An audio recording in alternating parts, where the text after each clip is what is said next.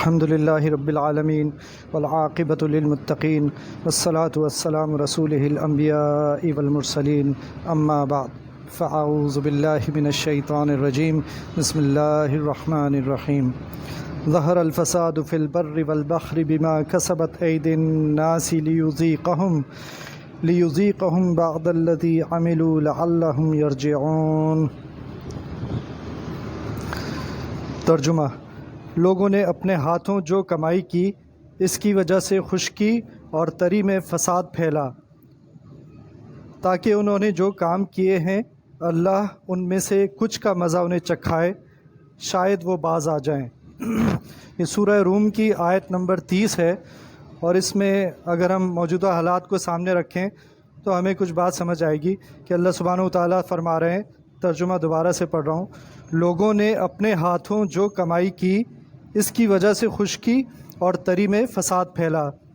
تاکہ انہوں نے جو کام کیے ہیں اللہ ان میں سے کچھ کا مزہ انہیں چکھائے، شاید وہ باز آ جائیں۔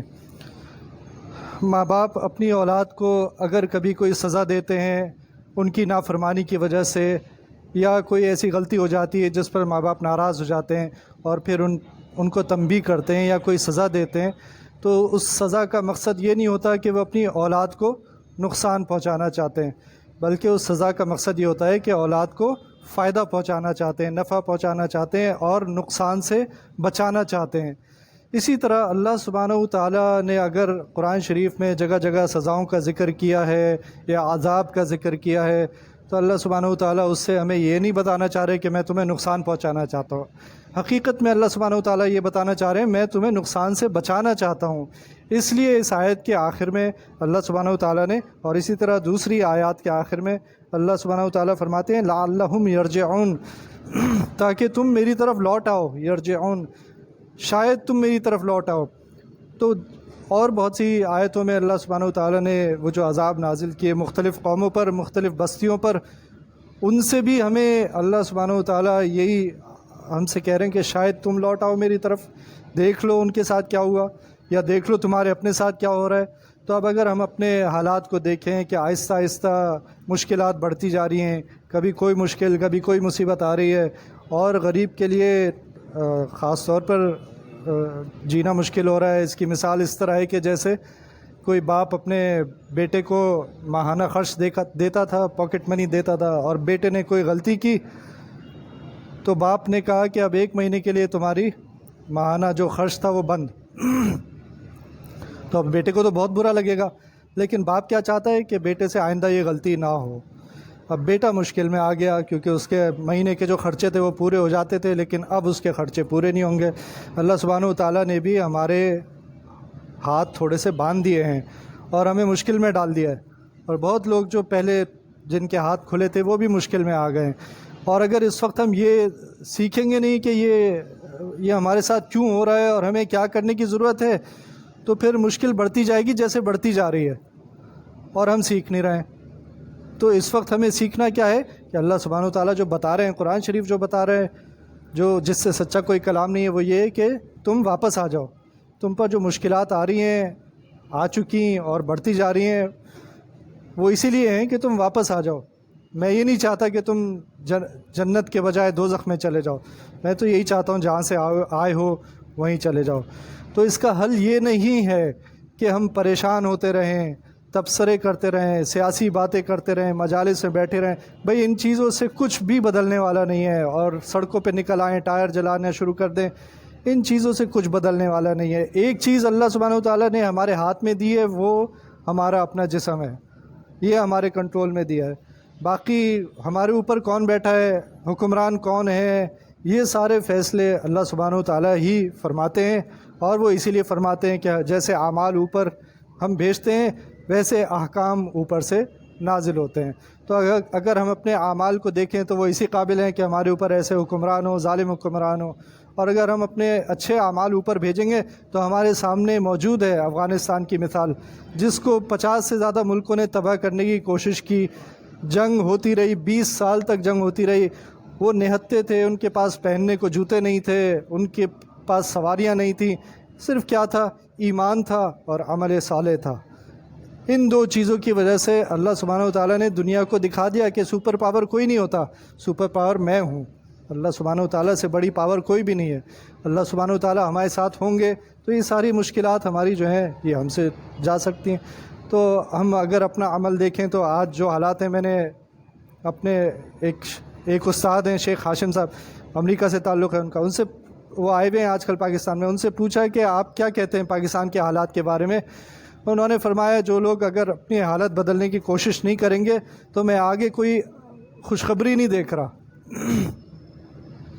تو یہ تو قرآن میں بھی یہی لکھا ہے نا کہ اگر ہم اپنی حالات،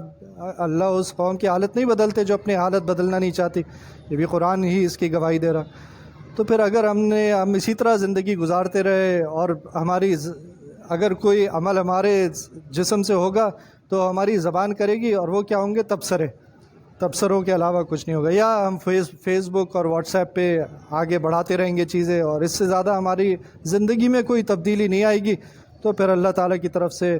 فیصلے بھی ویسے ہی ہوں گے جیسے ہوتے آ رہے ہیں۔ تو ہماری زندگی کیسی ہے، چاہے میں کچھ بھی کر رہا ہوں، اگر میں پیٹرول والا ہوں تو پیٹرول میں ڈنڈی مار رہا ہوں، دودھ والا ہوں تو دودھ میں ڈنڈی مار رہا ہوں، ڈاکٹر ہوں تو دوائی لکھنے میں ڈنڈی مار رہا ہوں، جو دوا نہیں لکھنی وہ بھی لکھ کے دے رہا ہوں تاکہ وہ جس کمپنی کی دوا ہے وہاں سے مجھے جو فائدہ حاصل ہو سکتا ہے ہو جائے۔ ڈاکٹر کو بھی پرواہ نہیں ہے کہ غریب کے اوپر کیا گزر رہی ہے، کسی کو بھی کوئی پرواہ نہیں ہے، چاہے وہ پڑھا لکھا ہے، چاہے وہ امیر ہے، چاہے وہ غریب ہے، ہر کوئی ایک دوسرے کو نقصان پہنچا رہا ہے، اپنے آپ کو سب سے زیادہ نقصان پہنچا رہا ہے۔ کسی کو کوئی کیا نقصان پہنچائے گا، سب سے زیادہ اپنے آپ کو نقصان پہنچا رہا ہے۔ تو یہ اللہ سبحانہ و تعالیٰ نے میرے ہاتھ میں میرا جسم دیا تھا، میرا کنٹرول جو تھا میرے جسم کے اوپر تھا، وہ کنٹرول تو میں استعمال نہیں کر رہا، باقی سب ادھر ادھر کی چیزیں کر رہا ہوں، تو حالات بدلنے والے نہیں ہیں۔ اسی طرح میرے شیخ حضرت مولانا جلیل احمد اخون صاحب دامت برکاتہم، انہوں نے فرمایا کہ اگر حالات ایسے ہو جائیں جیسے ہوتے جا رہے ہیں تو پھر ہمیں کیا کرنا ہے؟ انہوں نے فرمایا کہ ہمیں اپنے اعمال بڑھانے کی ضرورت ہے۔ تو جو عمل نہیں کر رہا اس کو عمل کرنے کی ضرورت ہے، اور جو عمل کر رہا ہے اس کو اپنا عمل بڑھانے کی ضرورت ہے، کیونکہ اللہ سبحانہ و تعالیٰ ناراض ہے، اس میں کوئی شک نہیں ہے۔ ہمیں ارد گرد بھی دیکھنے کی ضرورت ہے کہ مسلمان بحیثیت قوم چاہے کہیں بھی ہو، اللہ سبحانہ و تعالیٰ ہم سب سے ہی ناراض ہیں، کسی سے بھی خوش نہیں ہے۔ تو پھر ہم پھر دیکھیں کہ اللہ سبحانہ و تعالیٰ کس وجہ سے ایسے فیصلے فرما رہے ہیں۔ باقی آیات بھی میں آپ کو پڑھ کے سناتا ہوں کہ وَلَنُذِيقَنَّهُم مِّنَ الْعَذَابِ الْأَدْنَىٰ دُونَ الْعَذَابِ الْأَكْبَرِ لَعَلَّهُمْ يَرْجِعُونَ، کہ اور اس بڑے عذاب سے پہلے بھی، یعنی آخرت میں جو عذاب آئے گا، دوزخ کا جو عذاب ہوگا، اس بڑے عذاب سے پہلے بھی ہم انہیں کم درجے کے عذاب کا مزہ بھی ضرور چکھائیں گے، لَعَلَّهُمْ يَرْجِعُونَ، شاید کہ تم باز آ جاؤ، شاید کہ تم رجوع کر لو میری طرف۔ وَمَا نُرِيهِم مِّنْ آيَةٍ إِلَّا هِيَ أَكْبَرُ مِنْ أُخْتِهَا وَأَخَذْنَاهُمْ بِالْعَذَابِ لَعَلَّهُمْ يَرْجِعُونَ، اور ہم اس میں بھی لَعَلَّهُمْ يَرْجِعُونَ، اور ہم انہیں جو نشانی بھی دکھاتے وہ پہلی نشانی سے بڑھ چڑھ کر ہوتی تھی، یعنی اتنی ساری مصیبتیں آ گئیں ہمارے اوپر، اور ہر مصیبت پچھلی مصیبت سے بڑھ کر ہوتی ہے، اور ہم نے انہیں عذاب میں بھی پکڑا تاکہ وہ باز آ جائیں، لَعَلَّهُمْ يَرْجِعُونَ، تاکہ وہ ہماری طرف رجوع کر لیں۔ اسی طرح وَلَقَدْ أَهْلَكْنَا مَا حَوْلَكُم مِّنَ الْقُرَىٰ وَصَرَّفْنَا الْآيَاتِ لَعَلَّهُمْ يَرْجِعُونَ، اور ہم نے اور بستیوں کو بھی ہلاک کیا ہے اور تمہارے ارد گرد واقع تھیں، جو تمہارے ارد گرد واقع تھیں، جبکہ ہم طرح طرح کی نشانیاں ان کے سامنے لا چکے تھے تاکہ وہ باز آ جائیں، لَعَلَّهُمْ يَرْجِعُونَ۔ تو یہ تو اس وقت جو بستیاں تباہ کی گئی تھیں ان کے بارے میں فرما رہے ہیں اللہ سبحانہ و تعالیٰ، لیکن ہم اپنے آس پاس دیکھیں، ہمارے آس پاس بھی بہت سی بستیاں ایسی ہیں جو تباہ ہو گئیں۔ برما میں مسلمانوں کی بستیاں تباہ ہو گئیں، فلسطین میں کیا ہو رہا ہے، عراق میں کیا ہوا، سیریا میں کیا ہوا، یہ سب ہماری آنکھوں کے سامنے ہمارے آس پاس ہو رہا ہے۔ ہمیں لیکن کوئی عقل نہیں آ رہی کہ بھئی ان سے سیکھ لیں، ہم اپنے اعمال کی طرف دیکھیں کہ ہم کیا بھیج رہے ہیں اللہ سبحانہ و تعالیٰ کے پاس۔ تو یہ اگر ہم نہیں احساس کریں گے تو پھر ان مظاہروں سے اور ان باتوں سے، تبصروں سے کچھ بھی نہیں ہونا۔ اللہ تعالیٰ ہم سب کو عمل کی توفیق عطا فرمائے۔ ربنا تقبل منا انك انت السميع العليم وتب علينا انك انت التواب الرحيم، وصلى الله تعالى على خير خلقه محمد وعلى آله واصحابه اجمعين، آمين برحمتك يا رحمن الرحيم۔